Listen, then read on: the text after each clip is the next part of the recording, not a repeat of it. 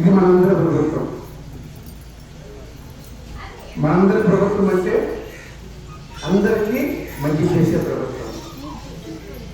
ఇప్పటికే సంక్షేమ పథకాలన్నీ కూడా ఎక్కడ కూడా పార్టీలు మార్చుకోవాల, అర్హత ఉంటే చాలు ప్రతి ఒక్కరికి కూడా ₹1 లంచం అన్నటువంటి మాట కానీ, పదే ఆఫీసు చుట్టూ తిరిగి కాగితాలు పెట్టుకునేటువంటి పని కానీ లేకుండా మన వీధుల్లో ఉన్నటువంటి చదువుకున్నటువంటి పొడవులు వాలంటీర్గా పెట్టి, సచివాలయం కూడా ముందుగా పెట్టి, అధికారులను కూడా పెట్టి, ఎక్కడికి వెళ్ళేటువంటి అవసరం లేకుండా ప్రతి పథకం కూడా టీవీగా మనకి తీసుకొచ్చే కార్యక్రమం.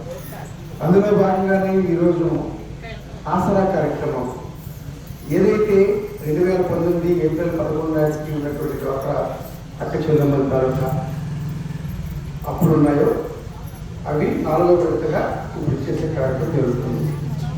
ఇక 45 సంవత్సరాలు ఏదైతే 45 సంవత్సరాలు కలిగి ఉండి 60 సంవత్సరాలు ఉన్నటువంటి వాళ్ళకి చేయూత పథకం అనేటువంటిది సంవత్సరానికి ₹18,700 అనేటువంటి కార్యక్రమం 3 విడతలుగా చేశాము.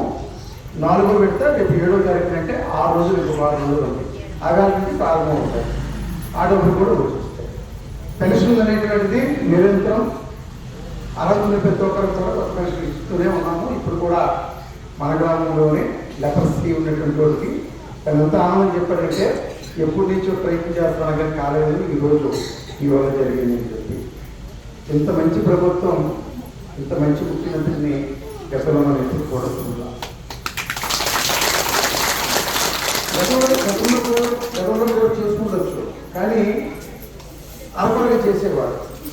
ఒక ఇల్లు ఇచ్చినా, ఒక పెన్షన్ ఇచ్చినా, ఒక లోన్ ఇచ్చినా కొంతమందికి వచ్చేది, కొంతమందికి వచ్చేది కాదు.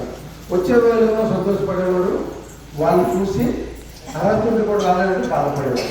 కానీ జగన్మోహన్ రెడ్డి గారి ప్రభుత్వం అలా కాదు. అర్హతలు ప్రతి ఒక్కరికి కూడా ఒకేసారి ఇవ్వాలనేటువంటి ఒక దృఢ సంకల్పంతో ఒక మంచి చేసేటువంటి కార్యక్రమం. ఇవన్నీ కూడా నిత్యం కలిసినటువంటి 400 సంవత్సరాల నుంచి జరుగుతూనే ఉన్నాయి.